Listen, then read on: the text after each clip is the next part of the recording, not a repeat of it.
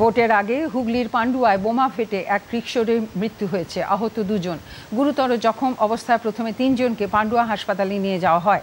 তাদের মধ্যে একজনকে চিকিৎসকরা মৃত বলে ঘোষণা করেন, অন্য দুজনের অবস্থা আশঙ্কাজনক। তাদেরকে চুঁচুড়া ইমামবাড়া হাসপাতালে স্থানান্তরিত করা হয়।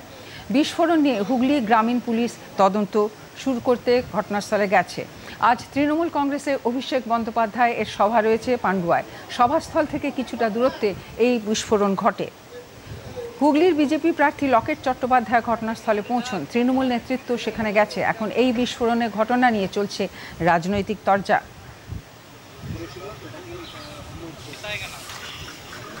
পান্ডুয়া কিন্নে মানে অভিষেকের সবার ওই তো বাচ্চাগুলো ওখানে খেলা করছিল, খেলতে খেলতে ওরা এখানটায় এসে এত জোর আওয়াজ হয়েছে, ওই রকম দৃশ্য দেখার মতো নয়।